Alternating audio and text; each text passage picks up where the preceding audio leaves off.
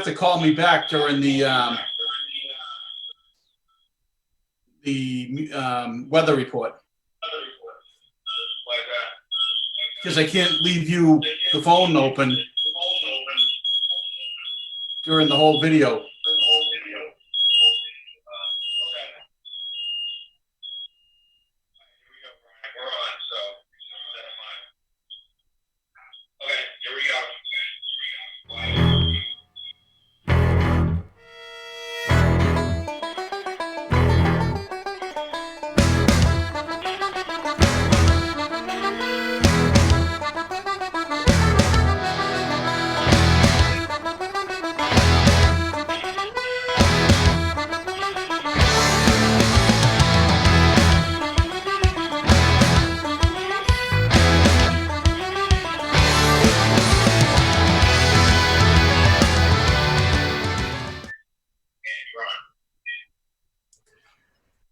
Good evening and welcome to the Dracut Connection. I'm Brian Bond. I'll be the lead co-host for this evening.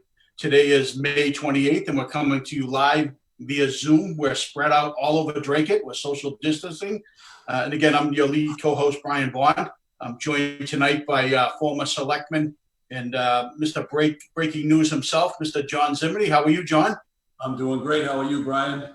I'm well. We're going to get into some stuff in a few minutes, but also joining us here is Mr. George Bogue, former candidate to run for the state rep position, and rumor has it again that he's running again. So, George, welcome back.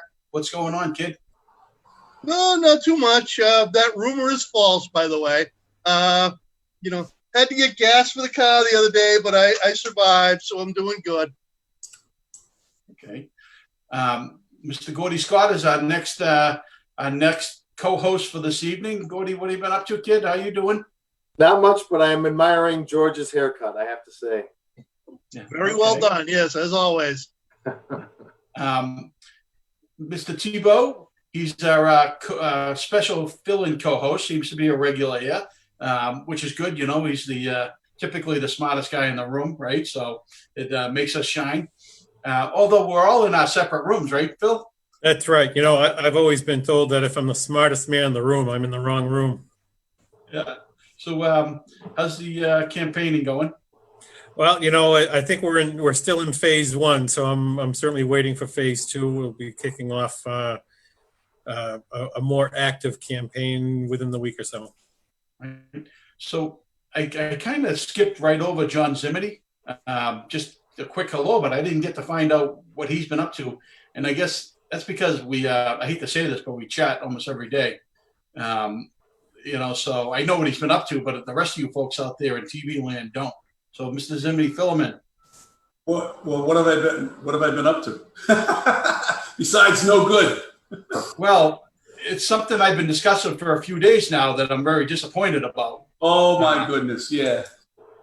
I've been part of a team up at St. John's Prep that has been hand delivering some diplomas to seniors. So the other day I had the occasion to be in Rockport for a presentation, and after the presentation, I said to my wife, I says, they have curbside service at Woodman's Inn in Essex, which is only 15 minutes away from where I was. So I went to Essex and Woodman's, and I got myself a clam roll. Always the best clams in the world, because after all, they were the people who invented the fried clam, I guess. So, but it was very good. And Brian's been moaning about it ever since because I didn't bring any back for him. Well, here's the situation. For the past week, I've been social distancing, and I've been on a lot of mountains. I've climbed 7 mountains in the past week.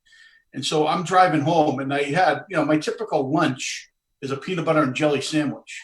And I'm starving. It's late in the afternoon, and John's telling me about these clams with the big belly and the fried clams and how good they were. And I'm like, oh, I'm dying. And so he's been teasing me about it. And while we're on the subject, boys, I'm going to hit you up, George. What's your favorite seafood from a joint like that? I like the clams, but a nice greasy basket of fish and chips is good enough for me. Gordy? Can't be a good lobster roll, Brian. Yeah, lobster roll is good. Mr. Tebow? I'd have to say I'm probably a fish and chips guy, but put onion rings with it. Onion rings is always a party.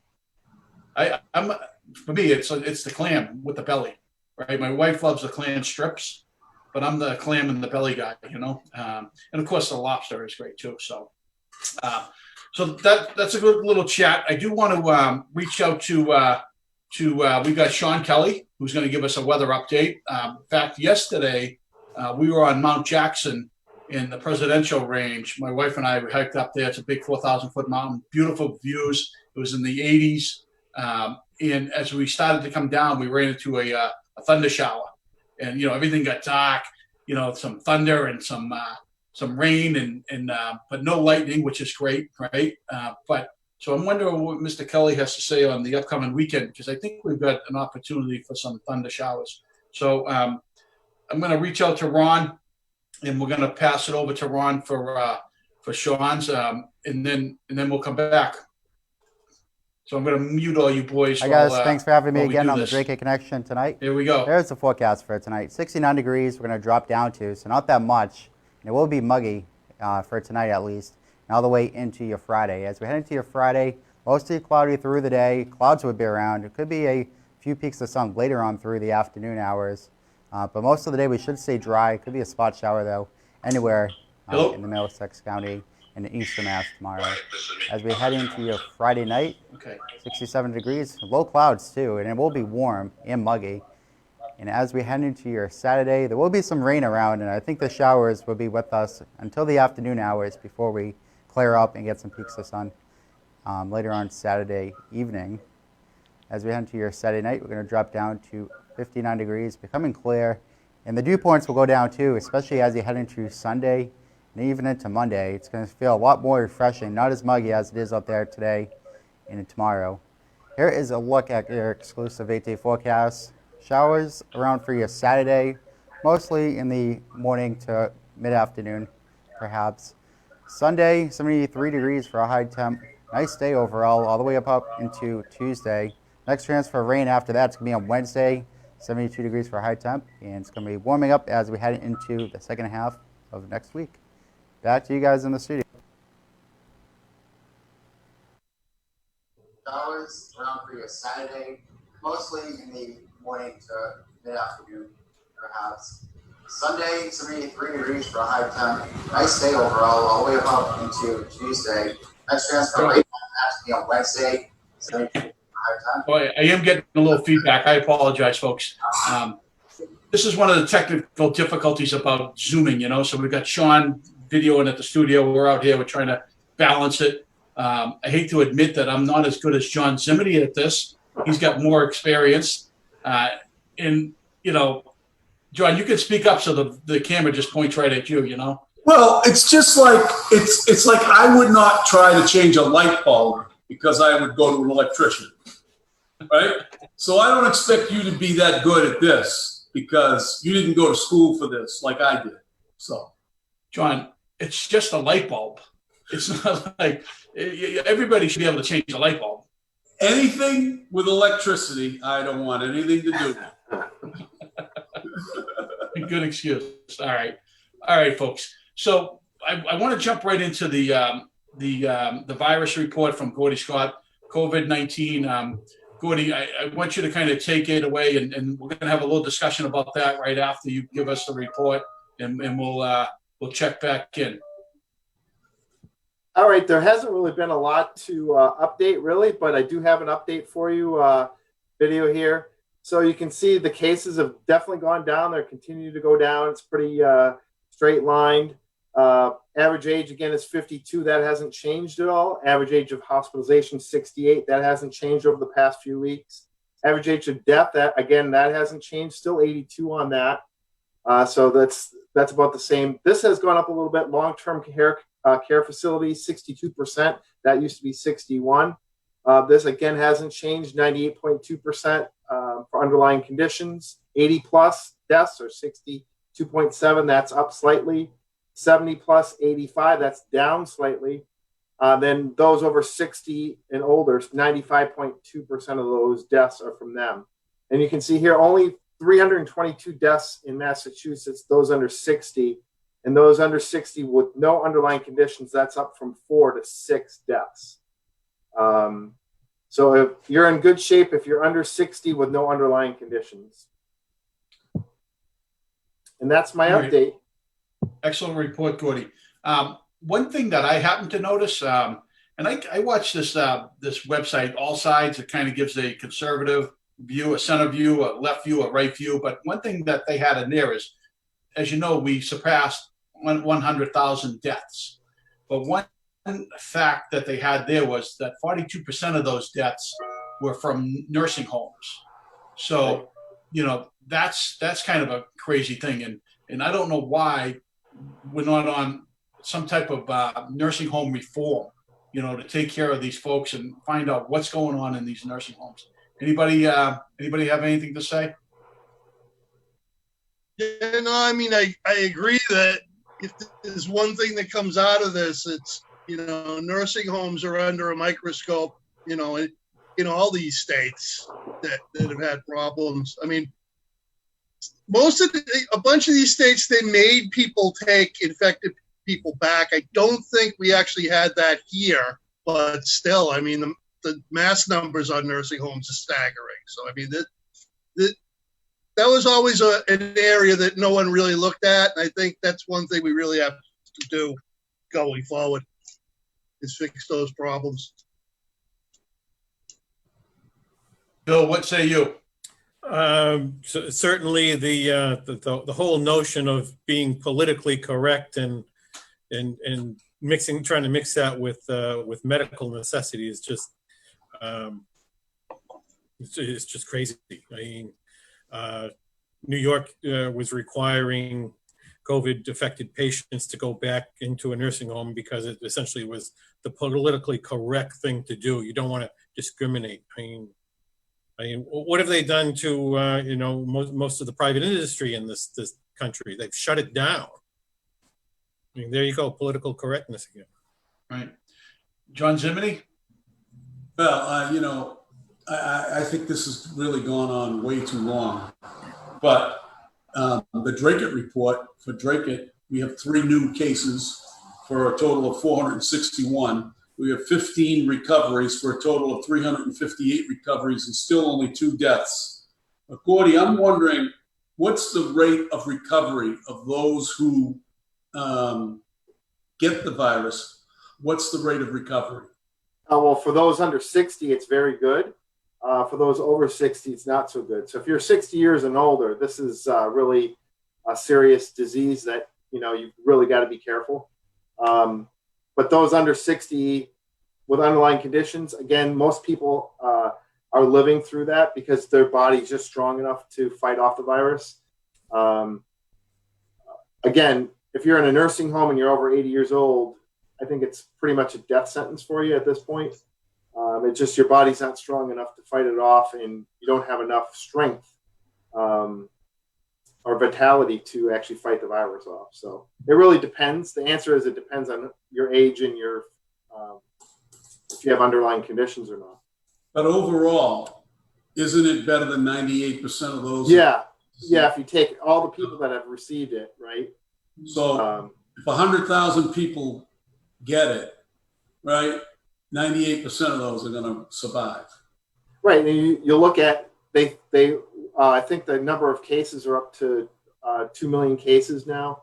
100,000 people, it's about 5%. They say that have actually died. But if you look at that, that 2 million number is way low because a lot of people that have it don't even know they have it, haven't been tested. So that number is probably closer to 5 or 6, maybe even 10 million. So you're right, 98% of the people that get this aren't even going to have an issue. Correct. So, John, they're asymptomatic. John, the other night in the selectmen's meeting, I thought Tammy Driscoll-Harris asked a good question because you had mentioned the number of folks that have been tested positive in the town of Dracut. And Tammy asked, well, how many folks have you tested? And I was just surprised they didn't have that information. And I've heard that question being asked several times, right? So what's the story? That's really a sad commentary that the Dracut health officer didn't know how many people in Dracut were tested. That's an easy thing to find, I think. I mean, isn't it? I mean, Gordy, can you find out? Yeah, we'll find out. We'll see if we can get the information. Yeah, so I'm sure we can, but your health officer in a pandemic can't give you that answer off the top of their head. Okay? That's like Right. the financial officer in the town of Dracut. Couldn't tell you what the procurement laws were.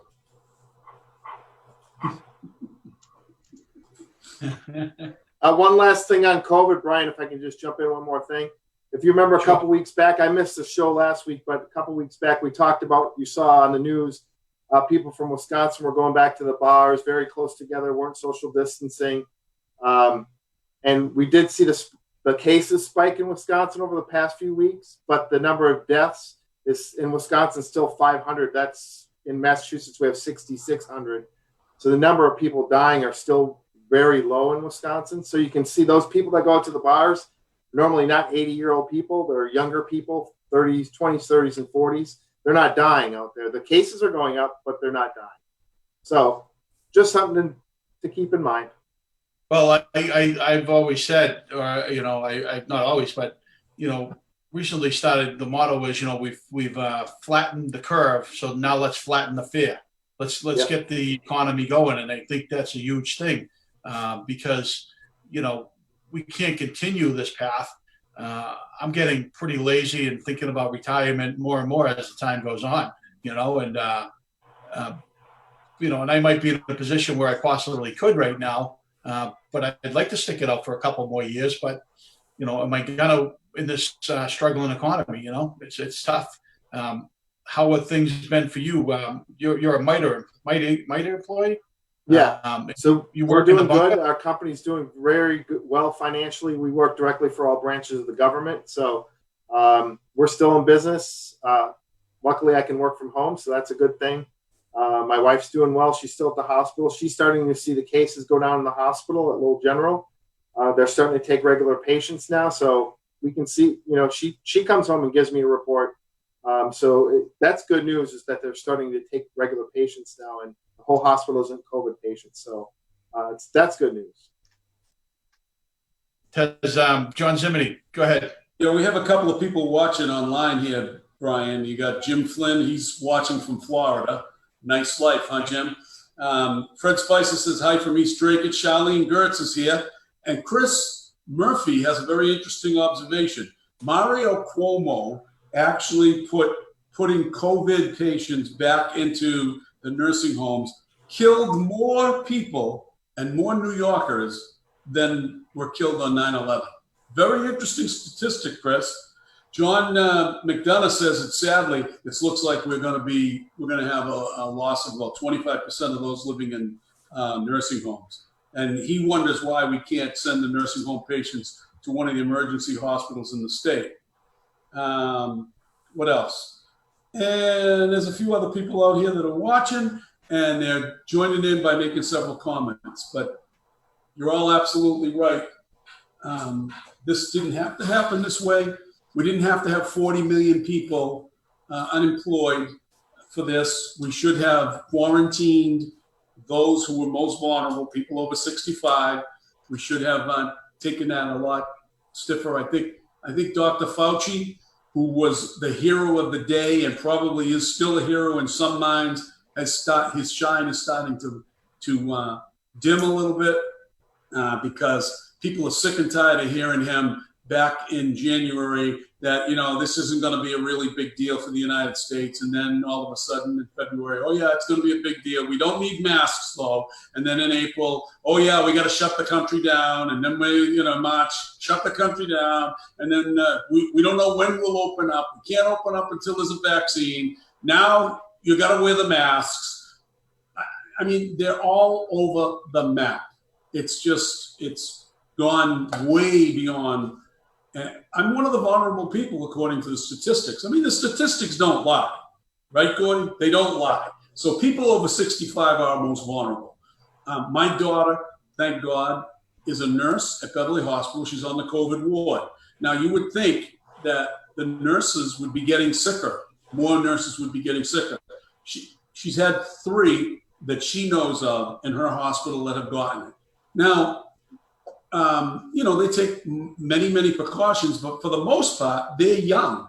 They're young people, so they're going to recover, right? So, and they're on the front lines. I mean, my daughter gets coughed on, spit on. I mean, she's wearing all the PPEs, thank God. And so far, knock on wood, and thank the good Lord above, she's been fine. But, I mean, I think we've gone way overboard. I mean, I'm having that discussion with my wife every day now. And my daughter, my oldest daughter, still is, she's a sheep. She's being led right by the nose, and she doesn't even know it. And of course, I got to live with it, right? Right, Gordy? You're laughing. Yeah. Those millennials, they think they're in for a real rough road if they're just gonna keep following whatever these people say. Today, you have Mayor what is his name? Huh? Walsh. Mayor Walsh. Marty's not opening Boston yet. He's going to be even slower. He's slower than Mr. Baker. Baker is going to be 12 weeks before we get fully open. They want to see who's the worst. Huh? They want to see who can be the most liberal, right? Yeah. But John, we only got an hour show, so I have to let the other folks chime in. Goodbye. Right? We'll get back to you. Phil Tebow, how's it affecting your business? How's it affecting anything that you've been doing socially or personally? What's going on? Certainly, construction had slowed down a bit. It never was really stopped, though a number of developers essentially locked down their sites for a short while. A lot of them are starting up. I was just in Hingham today speaking with somebody who wants to build a new school, 30,000 square foot school. So, I mean, things are certainly picking up. But I had sent everybody here a chart earlier in the week from the Northern Middlesex Council of Governments, and it was showing unemployment rates in the area. I think it was as of the end of April. And it shows Dracut is having the highest unemployment rate in the NEMCOG district. It's 17.2%. Lowell was at 17.1. So, I mean, it certainly has hit Dracut fairly hard. Do you have that chart to show, or you? I do not have it with me on this particular computer. Right. I have it, but it's all my email stuff together too. Yeah. I don't want to divulge. So, but for the area, I think the state at that point was averaging 14% unemployment. So this area is actually higher than the average of the state. Right. Mr. Bogue, so how has it been affecting you? What have you been doing different that you weren't doing before? Are you getting out your yard to cut your grass? Well, my wife has been out working on her garden this week. Now the weather's gotten nice. I mean, hasn't changed, my life a lot as far as, I'm still pretty much a homebody. So the whole social distancing thing, I've been doing that for, 50 years. But, had a regional meeting today with the different union presidents from around New York and New England. And it was interesting to see how it affects, we have manufacturing people, some of whom are working, some of whom aren't. Have a lot of people in gambling casinos. Those are pretty much shut down. I mean, as far as, me directly, I'm still hoping that the university's up and running for Labor Day with people on campus. But, we haven't had a lot of job losses, but, that's still on the table. And the big thing is the university has announced they are not going to be making their retirement contributions for their fiscal year 21. So we're going to lose a year. Yeah, I'm in my late 50s, and I'm going to lose a year of retirement contributions going forward. So, that's not good. but could be worse. After listening to some of these other people in the region, it could be worse. Right. So the big question is municipalities and school systems, when are they going to be back to work, right? When are they going to open up town hall and all the other buildings around town? When are they going to, what's going to go on with the school system, right? The school union is a pretty powerful force, right? And I'm sure they want their teachers back to work making some money, right? So what say you, John Zimini? Well, I think you're going to see Dracut follow whatever the state puts out, because that's just what they do. They follow the sheep. They're sheep. They won't push back and say, let's try to be innovative and get this going. But I think it's interesting to note that my little jaunt around town today, I noticed that the playgrounds and parks, all the signs have been taken down and the yellow tape is gone. There hasn't been an announcement, but I noticed that the signs are gone, and I think that people can go back to the parks. I find that interesting that there's been no announcement, So let the sheep find out on their own. You know what I mean? That's how they do things around here. Yeah. So for myself, I didn't mention it, but I mentioned earlier that my wife and I, we're probably hiking more now than we were before, because it's a great form of social distancing where, we can drive to New Hampshire on a full tank of gas, hike all day, and then drive home with the other half of the tank, and no issues. We've also been going north with the truck camper and spending the weekend up there, long weekends and stuff like that. So that's been great.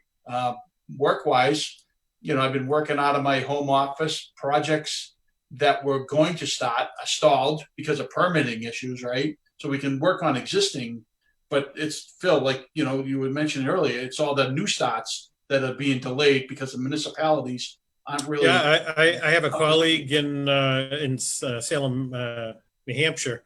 He's trying to get a project for a restaurant started up. And he submitted the plans in February to the building department in Methuen. And because of the whole COVID thing, they said that they would be overwhelmed by the review of the plans. So they sent them out to a code consultant to review the plans. Well, here it is almost 3 months later, and they're still reviewing the plans. But we're sending back, one or two notes here and there. You know the drill, Brian. When somebody wants to drag it out. Right. I hear you, Phil. Yeah. So anything else on the virus issue? We want to jump into some Dracut politics. Obviously, John Zimini, he has some new breaking news, but he also had some breaking news just a few days ago regarding the chief of police. You want to save that for the end, and we'll talk about the election first. We've got the upcoming election. Obviously, we've got Phil Tebow running for the selectman seat. You also have Allison Janess, Mark Pease, Joe Espinola, and Heather Santiago Hutchinson. So you've got 5 candidates for 2 seats. Select woman Drista Laris and Hughes are not seeking re-election. It's kind of a different type of election, wouldn't you say? Where there's, with this whole virus thing going on. Was anybody out holding signs recently or anything like that? Phil, you've been out there, or what's the status? No, my understanding is that Heather actually was out over the weekend on a few locations holding signs. I have not been. I've certainly been calling people. I do a lot of walking in town, and when I see them along the street, I'll from a distance stop and talk with them, and just get what's going on from them. What I did notice was that we've been preaching. Number one, last year we stopped the stormwater fee, so that was huge, right? And we know that's coming back. We've got the question about the 25% increase in the Preservation Act, and we've been pretty steadfast on that. We've also mentioned possibly requesting that the levy not be lifted this year. That 2.5%. Let's level fund it. Let's not go up there. Phil Tebow, how do you stand those 3 right now? Well, as far as an increase in the community preservation funds. I've been saying it right from the onset that, that is discretionary funding. And at this point, with the 17.2% unemployment rate in Dracut, we don't have discretionary funds. And I am planning on this ballot to vote no on that increase. What about the stormwater fee, if that should come up again? How do you feel about that? Well, I'm firm with that should be remaining within the budget, just like rubbish collection. All right, rubbish, okay. What about the 2.5% levy increase? Typically, they just throw it on every year. Would you be in favor of push back on that? I mean, I've been saying let's take a look at what really needs to be done. And again, with a 17.2% unemployment rate in Dracut, and everybody's been very hard hit, it needs to be a very serious look on, do we need any sort of increase? And I am not inclined at this point to say we need to. All right. Anybody else want to jump in and question Mr. Tebow, candidate Tebow? I would say I don't think we could do that because with the lack of funding that's going to be coming from the state and all the big raises that we're giving all the people in town and all the hiring we're doing, I don't know where we're going to get this money from, but it's got to come from somewhere. And I just don't see it with, especially I read an article today about the lottery. The lottery funds have decreased by almost 60%.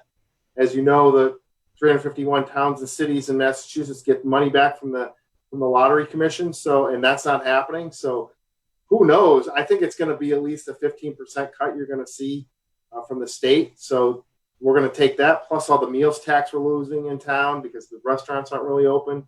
So I don't know where the money's going to come from. And if we don't keep that 2.5 levy, it's going to reduce that even farther. So I don't see that happening. Gordy, that's an interesting that you bring up. I think we just hired a procurement officer. Now we're looking for a finance officer and a treasurer. During this pandemic, the selectmen didn't think that we could go out and hire one town manager. So rather than hiring one town manager, we're now hiring 3 executive positions. Right. During the pandemic. So, I mean, the reason that they gave was certainly faulty to begin with. And I think it puts Dracut in a bad position. Go ahead, John Zimmy.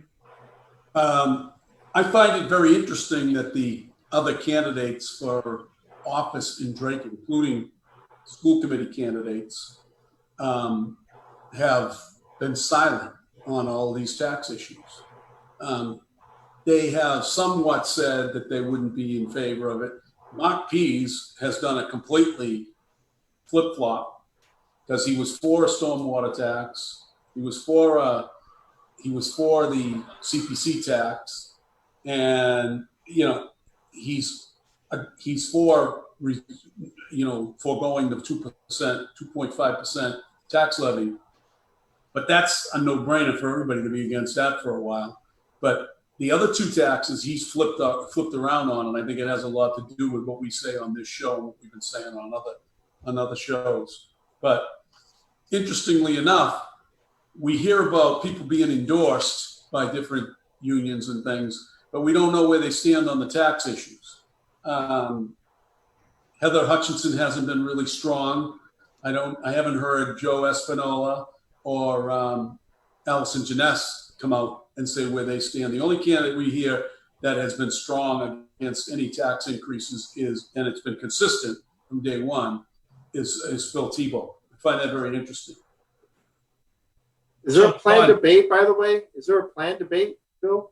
I have not heard of any at the moment. The Lowell Sun has been typically, a few days before the debate, that's when they announce it.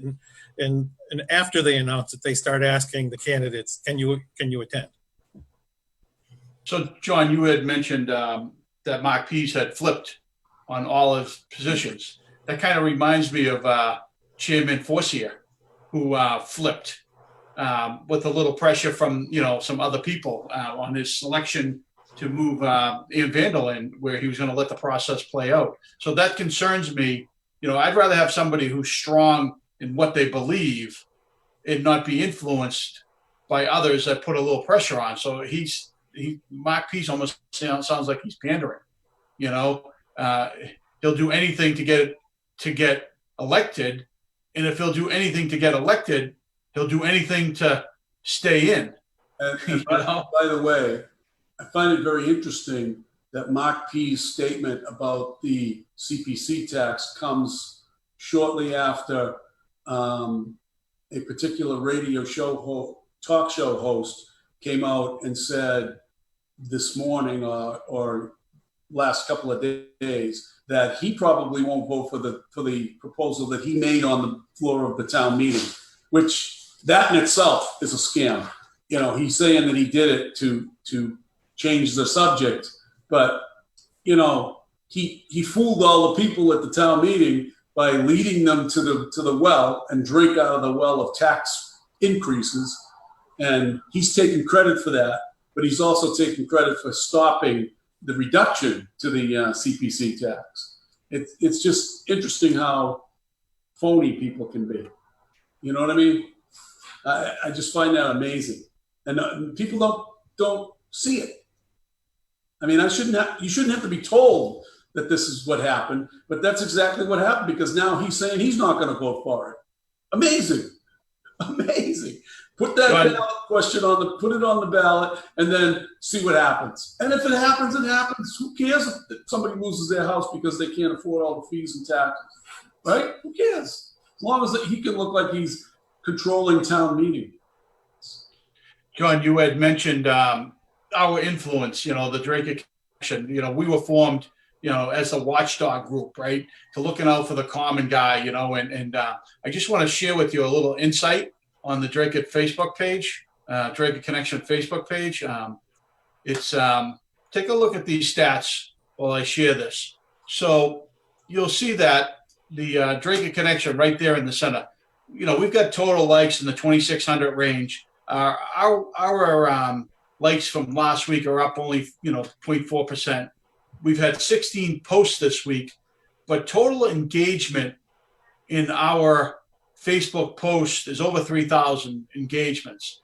And, you know, you look at the real Forum for Dracut, they've only had 236 engagements in their post. And you talked about Saturday Morning Lives with the farmer.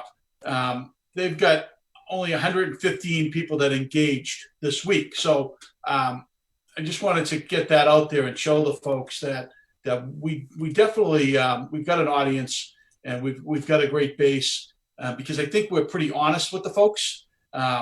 We tell them what's going on, and we report on the shenanigans that go on in town, and I think we need to continue to do that. And as you know, they've tried to shut us down several times over the past, you know, X amount of years. I don't know how many years we've been going now, John. It's got to be, I don't even know, 10, 12? I think, yeah, it's got to be up in the 10-year range, you know. I think 2012 maybe was maybe the first year that we started, so we got 8 good years under us. Yeah, I think you're right. It's certainly in that range. Wow, 8 years. Yeah. And so I find it funny how, you know, and Joe Espinola, you know, I play football with Joe. He's a good friend of mine. He may still get one of my votes. Joe's a little nervous coming on the show. He doesn't think he'll get a fair shake, which, you know, I disagree. Right from the beginning, Allison Janess, she thought she was taking the high road, but didn't want to go on the radio show, didn't want to go on this show. But, you know, she's almost dissing all our viewers, right? Mark Pease, he was a little nervous to come on. Heather's been kind of, you know, oh, I can come on, but my schedule doesn't work, right? And then she went on to tell me about, you know, she's got 2 jobs and she's so busy and all this. And I'm thinking to myself, well, if she's got 2 jobs and she's that busy, how is she going to become a select person if she's so elected, right? Because you've got to dedicate a little bit of time, right, John? The only one with the unmitigated testicular fortitude is Phil Tebow, because he comes on this show, but even worse, he goes on the other show, and we still like him. Well, you know me, John. I'll talk to a lot of people. Try to stop me. Try to stop me. If you're willing to listen, I'm willing to talk. Yeah, that's one thing I don't understand about this whole stealth campaign is, when you're a candidate, you go where the voters are. I mean, it's not, you don't just go before a friendly audience. You go before somebody that might ask you some tough questions. And if you answer the questions well, that makes you look good. But if you just avoid it, as Brian says, I mean, you're basically just giving the back of the hand to the people that watch the show. But just think of it, George, for a minute. The other 4 candidates won't come on this show. Why? Just think about why they won't come on the show. I don't think any of them are afraid to answer our questions. What are they afraid of, Gordy? What do you think they're afraid of? I've had all my shots. They're up to date. I don't know about you guys. Gordy, what do you think they're I never know what you guys do. They can't be afraid of the coronavirus because we're doing this over Zoom. So Brian is they're afraid of the political pushback is what they're afraid of. Brian is frothing at the mouth to say why. So why don't you say it? It's basically, and this goes back to, again, with Jesse Forcier, he changed his mind about how he was going to vote on the town manager, letting Ian Vandal jump the whole line of the folks that were selected by the committee. That's the problem, right? So you've got this group over at Town Hall West that threatens people that if they come on this show, then they're in big trouble. And those people that don't come on the show, they're basically telling everybody, every viewer that we have, that they can be controlled, that their voice and their vote can change because of the influence that Town Hall West has on those people. The same thing that they made Jesse Forcier change his thought process on how he wanted the system to play through, and the committee and everybody that sat on that selection committee, they've got to see that by now. Like, we must be the shining light, the true and the fair and the balanced people that allow everybody equal time, equal opportunity. When you're a pawn of the Town Hall West folks, you can't speak your mind. You can't vote your mind. You have to toe the line. What say you, George Vogt? Yeah, no, I tend to agree that, like I say, if you don't want to come on, you're sending a message that, don't really care about the people that follow the show. I mean, I think all of us tend to fall down on the lower tax side of the spectrum. So, I mean, when I was a candidate, I was ready to tell anyone I'm against raising your taxes. But, I think they'll wink and nod and kind of imply they don't want to, raise your tax, but they don't want to just come flat out and say, no, I'm not going to raise it. Mark P's kind of backtracked a little bit today. I guess that's a sign of progress, but I think it was you, Brian, like you said, that, just by flip-flopping on it, kind of says that, you're not really that serious on your stance. And he can be controlled because we know that his van has been parked over at Town Hall West. And so he's basically doing their dirty work. And he will, at any point in time, when they want something, they will go to him and they will ask him, or they will say, hey, listen, you got to vote in this particular way. And John Zimmer, you can agree with this. Like Phil Tebow and I, we've been on several boards together. We're on boards now. We don't always see eye to eye. And I can't get Phil to change his vote because I want him to. He's got to believe his vote is in that direction. And Phil knows the same. That's how I stand, right? And he's not going to get mad at me. I'm not going to get mad at him just because I'm right and he's wrong. Right? Well, Brian, I think you can remember from the planning board that I would often challenge the other members of the planning board. Listen, this is the way I'm thinking. If you think otherwise, change my mind. Give me the reasons why I should change my mind, and we'll consider it. But unless they're valid reasons, then my thinking is the way I'm thinking.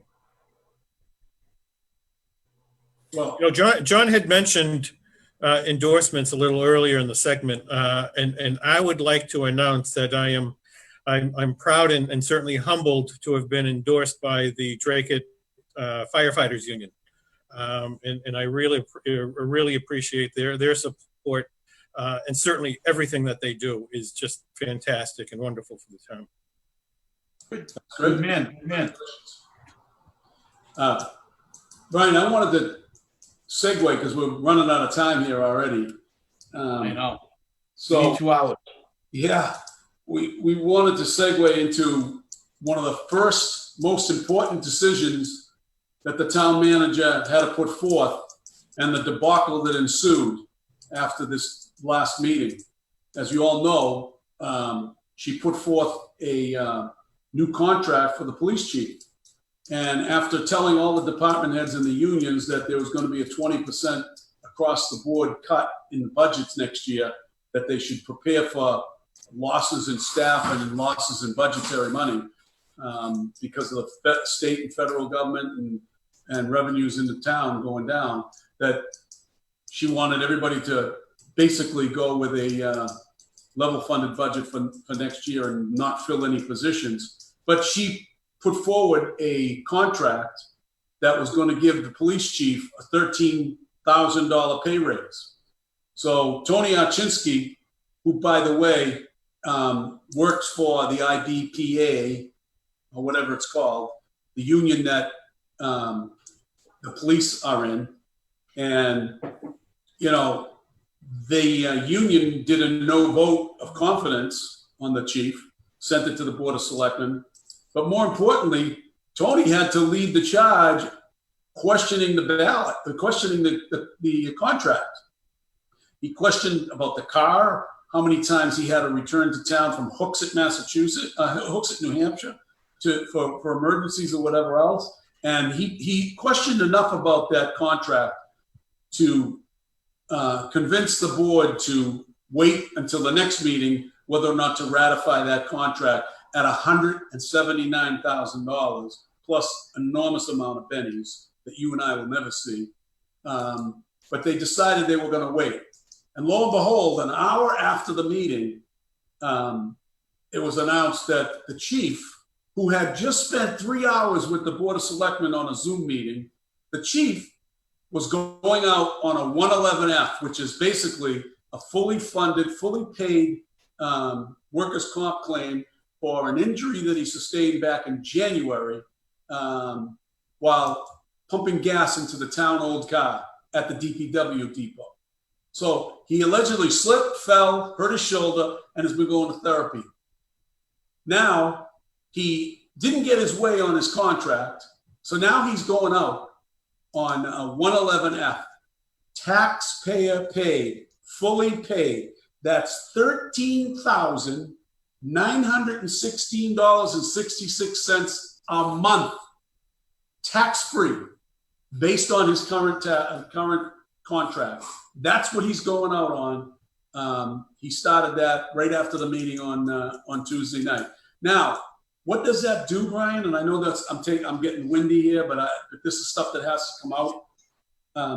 I want to know. No, you did break this, correct? You broke this story on. Yes, we broke this story on the Dracut Connection, and then the next morning we blew it right up, and the Lowell Sun had it all in the Lowell Sun, I guess, on their webpage. But I think the question is, the manager. How could she have put this contract forward knowing that we have an injured police chief that might go out on a 111F? I mean, actually, I got a question on that. So in January, he had an accident on town property, right? correct. So did he file all the necessary reports at the time? Good question. Good question. I think he did. I think the manager knew about the injury, which is egregious because after talking with members of the board, certain members of the board, they didn't know, they didn't know that Chief was injured. I mean, that puts a whole different. Yeah, I would think if a regular employee files an industrial accident report, that maybe that should come to the board. But if the chief of police is filing an accident report, the board should have known about that like at the time. That's my point, exactly.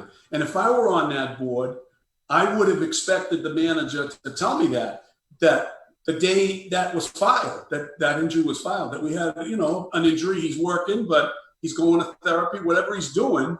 I don't have to know all the particulars of what it is. I just need to know that he was injured. Because if a contract like this comes up, I'm not giving the guy a raise because he might go out. And here's the deal, all right? This is a scam that retirees from professional retirees from New Hampshire do. They get their retirement from New Hampshire. They retire at a young age. They get their retirement, and then they come to Massachusetts and work and try to build up a retirement to collect a second source of income. Well, this has happened several times, and now I'm going to tell you of a story that this is exactly where this is going. And I had a member of the board. I know a member of the board has used these words. This has been known to be a policeman or a police insurance policy going from Massachusetts to New Hampshire or vice versa. So Bartlett's been here for 3 years. And I'm not talking about whether he's a nice guy, a good guy, or whether he does the job or he doesn't do the job. I'm just talking about this particular incident. It stinks to holy heaven. So now he comes here, he works here for 3 years. He's not sure he's going to get his contract for another year, and he's never going to make 10 years to be able to get a full pension or a partial pension out of Massachusetts. So let me think about this. Being a former workers' comp investigator and director of investigations for workers' comp in Massachusetts, you don't think I can smell a rat in the woodshed? You don't think I can smell that there's something going on here? Well, I have a question about when the job came. Go out at 72%. When the job came open, why are you hiring someone that's already retired from another job? Don't you want to hire someone that could potentially give you 5 or 10 years, or hire someone that's a younger guy that wants to work his way up? And again, maybe he'll move on in a few years to a better paying town. But again, I'd rather have someone that's a little hungry and on the way up than someone that's like already retired somewhere else. George, but the board. It's hiring somebody who hasn't worked in Massachusetts. Right. But again, even if he had worked in Massachusetts, why am I going to hire someone who's already retired from his previous job? I mean, he's only going to be a short timer. I'll tell you why. This went out. Because they didn't want anybody from in-house. They didn't have a candidate they wanted from in-house. They didn't want David Chartrand to become the chief. And Steve Chappett wasn't ready to be the chief yet. So they had to maneuver around that until the dots can be connected. I smell a Dracut behind this. Somewhere, something smells, because Dracut was uncharacteristically quiet during this whole thing. Dracut said it. Archinsky said it best. This contract would have made Bartlett the highest paid employee in the town. So, John, you have some new breaking news? Is that what's the new breaking? I know, Phil. Before you break that, John, Phil Tebow wanted to chime in real quick, and then we'll get back to you. No. John said it that contract would make the chief the highest paid employee in Dracut.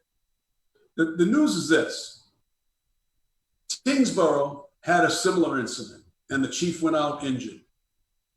His name was Bill Mulligan, and you can check on this. And I had one of my little birdies from Tingsboro call me and said it's a similar situation, and this guy was also from New Hampshire, a retired police chief. He came to Tingsboro, did 3 years, got injured, and now guess what? He's out on a 111F and or about to have a retirement. Or he may have settled. I haven't gotten to the bottom of that yet. But this is where this is headed, because it just sticks to high heaven that this could be happening. Just think about it.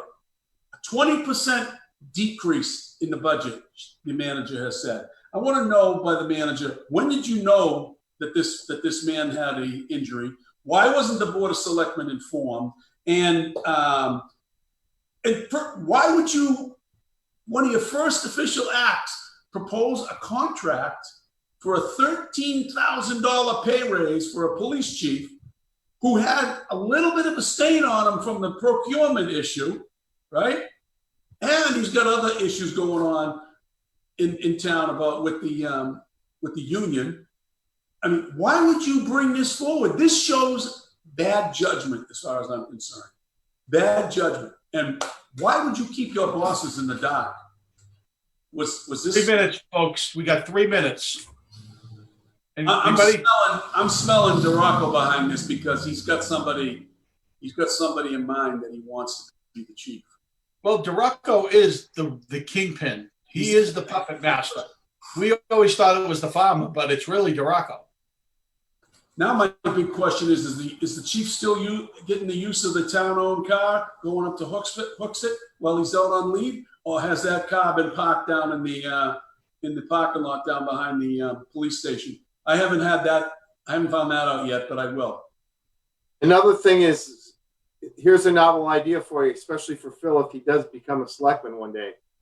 Shouldn't we just limit the raises to 2.5% because that's the limit for what the taxes go up? Why shouldn't those be the same? You can't get over the 2.5% raise, period. So at Northern Middlesex Council of Governments, we often tie the executive director's pay raise to the rest of the employees. So I mean, it's typically they're sharing all the same amount. So I'm not sure why we need to give extended pay raises to our department heads like that. Right, and if it's 2.5% levy, that's what they get. Sorry, that's all we have. We get so much money in, that's all we can give you. By the I don't way, think anyone should be getting a pay raise with this budget at all. Right. I mean, Exactly. unless it's contractual. the manager's going to ask the unions, or has asked the unions, to forego their pay raises that they've already contractually agreed upon and take zero for the next year. You've already asked that.